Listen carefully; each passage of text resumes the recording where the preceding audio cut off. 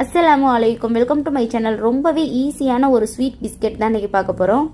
குலோப் ஜாமுன் சாப்பிட்டுட்டு சக்கரை பாக கீழே ஊற்றிடுவீங்களா? இனி ஊற்ற தேவையில்லை. இந்த மாதிரி செஞ்சு கொடுத்து பாருங்கள். நான் ஒரு பாத்திரத்தில் 1.5 கப் வர அளவுக்கு கோதுமை மாவு எடுத்திருக்கேன். நீங்கள் மைதா எடுக்கிறீங்க அப்படின்னா சூப்பர். மைதாவில் இன்னுமே நல்லா டேஸ்டியாக இருக்கும். இந்த டைமில் நீங்கள் முட்டை கூட சேர்த்துக்கலாம். ஆனால் நான் சேர்த்துக்கறல. முட்டை சேர்த்திங்க அப்படின்னா இன்னும் கிறிஸ்பியாக இருக்கும். இப்போ நம்ம சுகர் பாகுவை எடுத்து இந்த கோதுமை மாவில் சேர்த்துட்டு நல்லா கை வச்சு நல்லா பிசைஞ்சு எடுத்துக்கோங்க. அவ்வளோதான், வேறு எதுவுமே நம்ம சேர்க்க தேவையில்லை. லாஸ்ட்டாக நெய் மட்டும் மேலே அப்ளை பண்ணி விட்டுருங்க.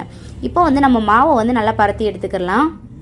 கோதுமை மாவுக்கு பதிலாக மைதா சேர்த்திங்க அப்படின்னா உங்களுக்கு நல்லா கிறிஸ்பியாக நல்லா சூப்பராக இருக்கும். கோதுமை மாவில் செய்கிறீங்க அப்படின்னா உடனே காலி பண்ணிடுங்க. மறுநாள் சாப்பிட்டோம் அப்படின்னா கொஞ்சம் நமுத்து போகிற மாதிரி இருக்குது. மைதாவில் செஞ்சோம் அப்படின்னா கொஞ்சம் கிறிஸ்பியாக இருக்கும். மைதாவை அவாய்ட் பண்ணுறீங்க அப்படின்னா நீங்கள் கோதுமை மாவுலேயே ட்ரை பண்ணலாம். நானுமே இதை ஃபஸ்ட் டைம் தான் செஞ்சேன். ஆனால் மைதாவில் ட்ரை பண்ணியிருந்தோம் அப்படின்னா இன்னும் நல்லா கிறிஸ்பியாக இருந்திருக்கும் அப்படின்னு சொல்லிட்டு தோணுச்சு. ஆனால் டேஸ்ட்டு நல்லா சூப்பராக இருந்துச்சு. ஆனால் நம்ம வச்சு சாப்பிட முடியாது கோதுமை மாவுனா. மைதா அப்படின்னா ஒரு 2 நாள்லேருந்து 3 நாள் கூட வச்சு சாப்பிட்லாம். இப்போ உங்களுக்கு என்ன ஷேப் வேணுமோ நீங்கள் அந்த மாதிரி கட் பண்ணிக்கலாம். நார்மலாக நம்ம கட்டர் இல்லாமல் நான் ஃபஸ்ட்டு ஆல்ரெடி காமிச்சிருந்தேன் பாருங்கள், அந்த மாதிரி கூட நீங்கள் கட் பண்ணிக்கலாம். இப்போ நான் ஷேப் வச்சு இந்த மாதிரி சும்மா கட் பண்ணி எடுத்துக்கிறேன். ஒரு கடாயில் நல்லா ஆயிலை ஹீட் பண்ணிவிட்டு இப்போ எல்லாத்தையுமே போட்டு பொரிச்சு எடுத்துடலாம்.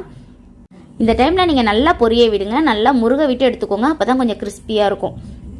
மாவை கனமாக இல்லாமல் கொஞ்சம் மெல்லிசாக பருத்தி எடுத்துக்கோங்க. அது மட்டும் இல்லாமல் நல்லா முருக விட்டு எடுத்துக்கோங்க கோதுமை மாவுனா.